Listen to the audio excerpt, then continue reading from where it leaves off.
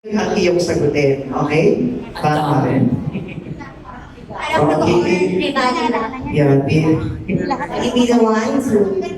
You only have 20 seconds to answer those questions, each of those questions. Count starts now. Okay, read the question first. So the question is from Ronald Castro. Ronald Castro, are you there? Ronald Castro. Ay, si Roldan. Roldan, I'm sorry. I wasn't able to read your pen. Ronald Castro.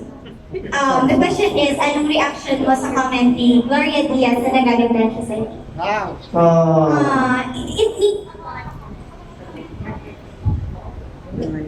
Hello? Okay. It needs a lot coming from the... Okay. sorry.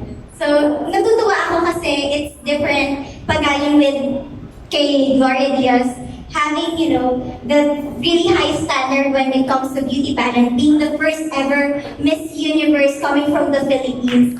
And it's a good source of inspiration. As of this moment, I need people who believe in me. And it's such an honor that Miss Gloria Diaz is one of those people who supports me in this journey.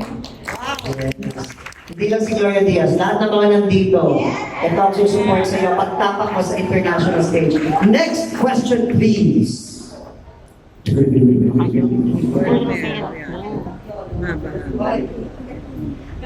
Question from Gina of Team Empire. Hi, thank you so much. Gina from Team Empire. The question is, if you could change something in the world, what would it be and why? If I were given the chance, I would never let a child grow in a broken family. I was raised by a single mother, but deep down in my heart, I've always wanted to know my dad. And I don't want a kid to experience such thing, because growing up, I need to be tougher for myself as a breadwinner of the family. But being in a broken family will teach you the greatest lessons in life. To work hard for it, to be goal-driven, and at the end of the day, it's all about you. But while other women are being the princesses of their daddies, I was working hard because I was preparing my own empire to become the queen of myself. Nasigit talaga niya yung empire. Ang galing. Alam mo, parang pinapractice na natin si Rabiya for the Miss Universe, Q&A. Ang ganda ng mga questions. Next question. We have 2 more questions. Tapos 4 questions na. And then we'll do a follow-up. Yes, Rabiya. Mateo. From Ram Rojas, Empire was Team Empire. Perfect. Sana ng Team Empire. What's your motivation? There were a lot of things that motivated me to become successful. But one factor that pushed me the most was the fact that I grew up and I saw poverty at a young age. Just to share something, there was a moment in my life where I had to study, and there was this, the light from the candle as the only source of light that I have. And I told myself that this is not the life that I deserve, or any of us deserves. So I need to push myself better every single day. That's why I have this heart of educating myself, because I know that this is the only thing that my single mom can give it to me. And now that, I am an educator, Ayun, magamit yung linya nyo. this is my time to give back to my community with the same motivation that I had in the past. Yes. Last 2.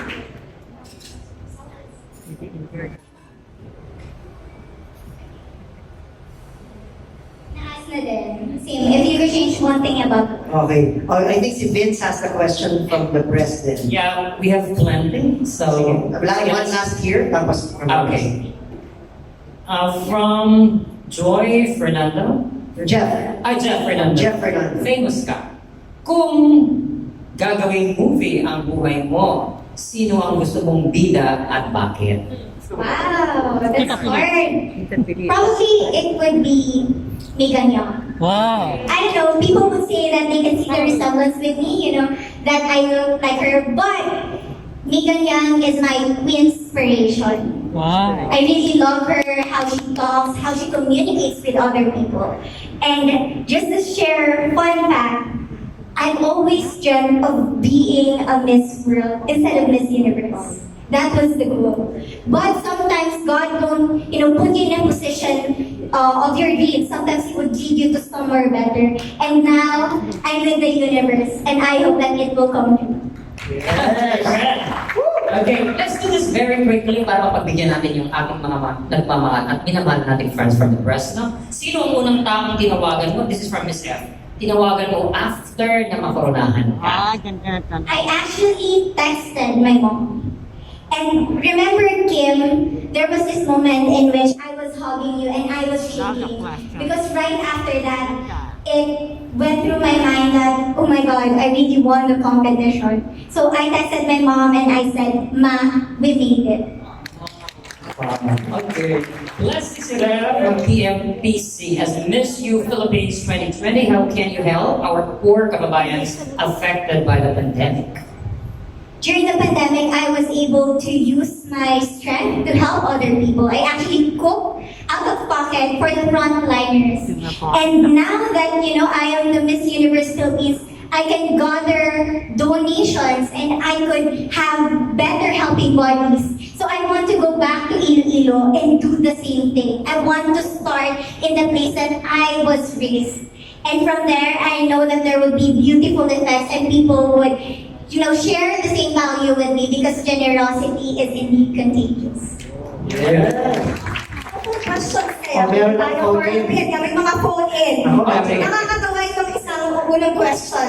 Yung mga iba hindi naka-identify, pero ito naka-identify. From Paul Vito, our visual artist in front row. Tinatanong niya, is Rabiya in love right now? I am. I've been in love for 6 years with the same guy. Wow, gusto naman ng love story. So, 6 years old namin ang nangyari, but he was a senior and I was a freshman.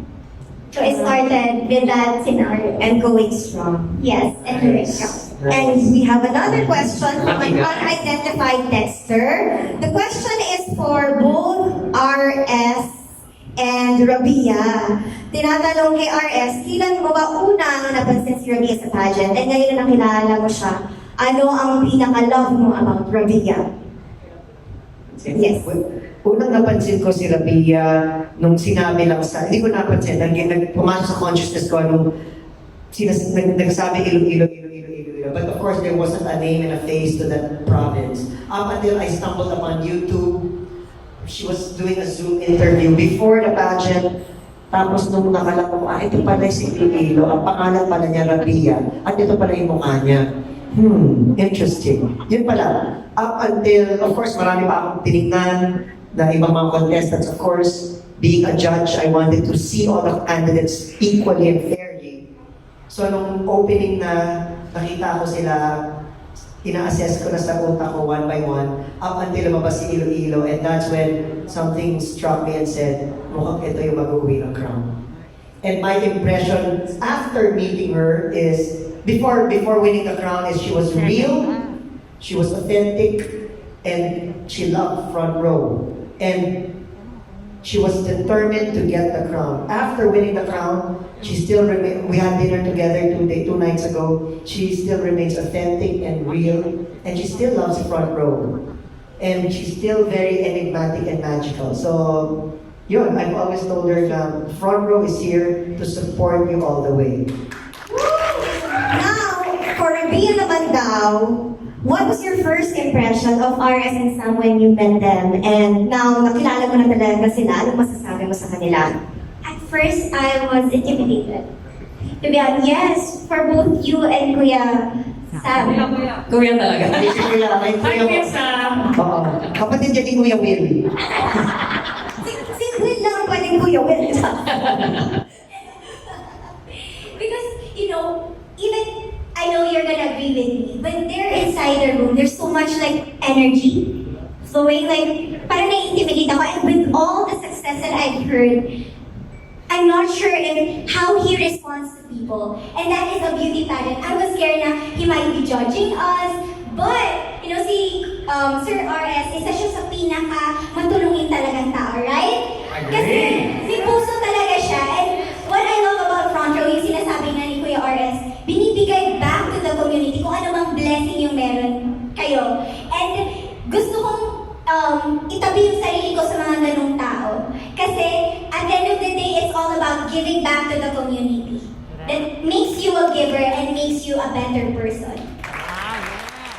Yun naman talaga yung advocacy namin at battle cry namin sa Front Row Cares. We care and we want to share those blessings given to us sa nakakarami na nangangailangan ng tulong. So salamat. Kapag hindi ka matatakot sa akin, kapag hindi ko pumasa yung una, sabi ko, Iloilo. Sabi ko, you're so pretty. Yung may una kong manubungad sa kanya na. Okay, ano pang mga question dyan? Alright, may question dito from... Last two questions ha, tapos picture taking na tayo. From I-ready nyo na mga phones nyo. From Divine Barandas Team Empire, what is your definition of success? When back in the years, I would define success as an act in which I could provide something for my family's meal.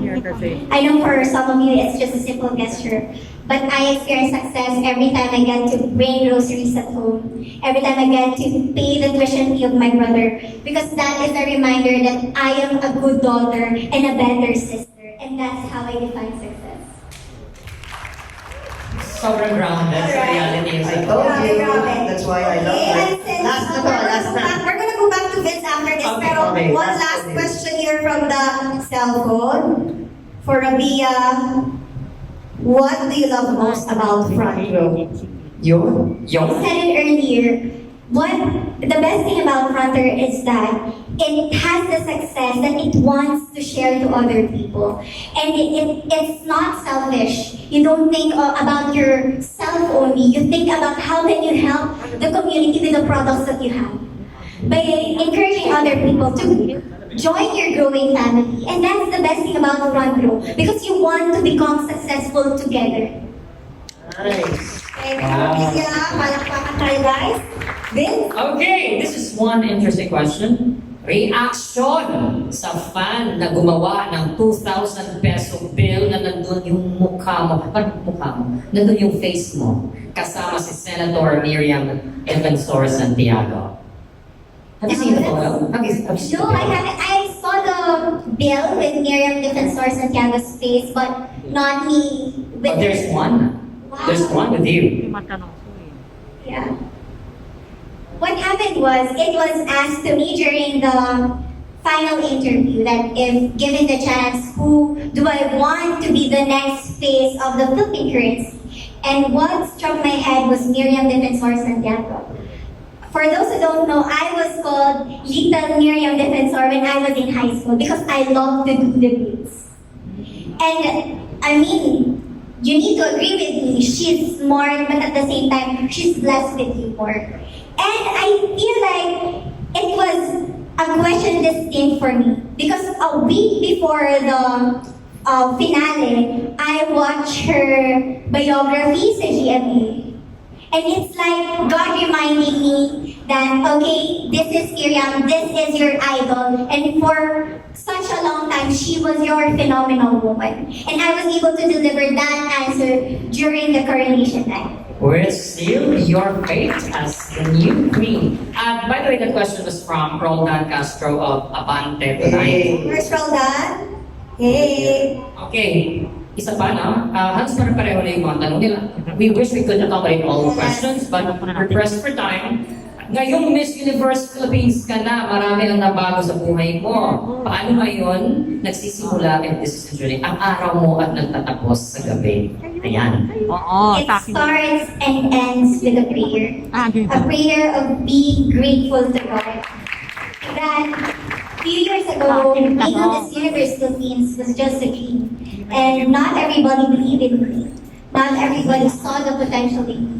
But still, God destined me to become the Queen of the Philippines, to represent every Filipina, to share my story, to influence other people. And I am of so much gratefulness in my heart to be in that position. And just like what I said during my coronation night, with Miss Universe Philippines and with Front Row, I can make a difference. And I feel like I am doing it right now. You are. Good job, Rabiya. You're so proud. Any more? Are we? Ito na. Last na to kasi this is close to our heart na. Okay, are you ready? Saya. This is from Boy Romero of PMPC. With the advent of the pandemic, what is the role of beauty queens in education? Marielle, as an educator, you know what, during this pandemic, it's like sharing two different worlds. I am an influencer, but at the same time, I am a physical therapist. I am a medical practitioner. So now is the best time to reach to people, to educate them how to prevent this virus, and at the same time, to let them know what to do once they have the virus. And it's you know, such an honor to be on the spot in which everybody is listening to you. That for me is the essence of being a beauty queen. You need to educate people, to push them, to give them the knowledge that you have. And at the end of the day, you're helping me in that means. So I feel like I'm being a beauty queen, an educator, and a medical professional. Beautiful. Okay, G, what do you have there? Wait, may mga questions pang pumapasok eh. Siguro I can accommodate one more question. Okay, here. Another question for Rabiya. By the way, guys, sponsor po yung phone natin ng MUPH. Huawei. Huawei. We're using Huawei. Using Huawei is Reverse Philippines na pumapasok ang ating mga messages. So, the next question is, nanalo ka, Rabiya, sa swimsuit competition. So, how do you manage to take good care of your physique? Sinigang. What's your fitness? Because earlier this month, I had sinigang and 1 cup of rice. Usually, for most of the beauty queens, they need to lose weight. But God loves me, I am blessed, I need to bulk up. So during the pandemic, what I did is that I eat 4 to 5 times a day, just to gain weight. So we have different struggles, and at the end of the day, you need to stay in your lane. Know your body, know how you will improve your body, and never compare your body to other people. And other people would say that I am petite, I am model-like, but I was able to win that best swimmer award because I was able to appreciate my body, and I am proud of who I am. And the judges saw that. Anyway. Great. By the way, I have one last question. I see it lang. Text, it's a nice question kasi okay lang. Sige ko lang. Okay. Syempre, this has to, this is interesting. How has love supplements helped you get through the pageant?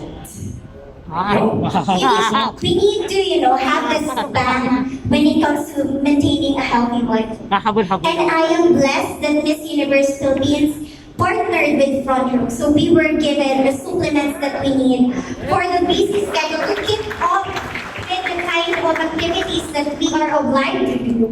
And with being said, you know, glutathione, I used to think that if you want to have that white skin, you take glutathione. But no, did you know that glutathione is an antioxidant? And it is good for the body because it nag-lecture na talaga. Education is But I key. mean, it kills or removes the free radical that destroys the healthy compounds inside your body. So I feel like you're becoming beautiful and at the same time healthier. So thank you so much, Front Row, for taking care each and every one of the candidates. We really appreciate your efforts in making the competition successful. Thank you so much, Kuya Sam. Dear, thank you, Kuya Sam. One last question from Dayan daw. Thank you so much, Rabiya. Here is Kuya Sam. Dito ba? Dito. Kuya Sam. May question si Miss Dayan Castillejo. Rabiya, Sam and I have been enjoying your answers, and as we getting to know you, we're seeing that you're so much more beautiful on the inside. Yes! That's what we want to see. I wanted to ask, I know may prize money, di ba? May konting, well, not konting, but generous prize money. What gift are you going to buy your mom and your brother? My mom had this simple wish for us to have this flat screen TV. Because I grew up in a family in which we don't have much of the appliances, much of gadgets. So when I go back to Iloilo, I want her to buy the biggest flat screen TV that we can Andiyan na. Nasa likod na. in the store, because that is my way of showing my gratitude to my mom for working so much and for believing in me when no one actually did. And I'm very much thankful for the opportunity for Miss Universe Philippines organization and for Front Row. Again, this is Rabiya and I love Front Row. Ari, Rabiya! Wow, And grabe. your brother, what about your brother? You're not just going to pay his tuition fee, I'm sure much more now. Yeah, he want to have a phone, so I might buy him a new one. And he's gonna take his board exam. So as an ate who is also a lecturer in a review center, I know how stressed he is right now. And now is my time to support him the way that he supported me in this dream. God bless you, Rabiya. We're so excited to follow your Miss Universe journey. Woo! Thank you. Thank you, Diaz. Big front row, of course. Thank you. Ladies and gentlemen, Diane Castilleo is here in the house. Thank you so much. Actually, I have a story. The other day we were having dinner, Diane, and then I asked her that same question. Sabi ko, what do you want to buy your mom? Sabi niya, I want to buy her a TV. Sabi ko, tara, I'll buy her na TV at send it to TV. Alam mo, sabi niya, sana ako na lang mag-buy para ma-feel with my money, para ma-feel ko talaga yung pagbigay. Sabi ko, oo nga naman, mapamahal ka talaga sa magulang. Kasi normally, she said, okay, sige, send nyo na yan. Sabi niya, ako na lang, kasi gusto kong ma-feel na pera ko yung ginamit ko. Ako yung pumili ng TV. Ako yung magbibigay sa mami ko. At ganun katotoo itong batang to. That's why mahal na mahal ka ng front ko. Thank you. And you relate so well because you're like that to your parents. Well, yeah, oo. Binili ko rin ng TV mami ko eh. RS? Yes. Ayaw na tanggapin eh. Uli mo na to. Uli mo na sa likod. Ayaw niya din yan. Just kidding. And I'm RS Francisco and I love Rabiya. Yes. And front row loves Rabiya. The whole front row loves Rabiya, right? Guys, bago tayo mag-picture taking, promise nyo, buong team nyo, Empire, Domination, Unstoppable, New Blood, Evolution, Zenith, and EG3, please share sa GC nyo to support lahat ng Rabiya posts. Whether front row o hindi. Support natin si Rabiya para mag-trending siya na mag-trending. Okay ba yun, guys? Can we expect the same support na binigay nyo sa team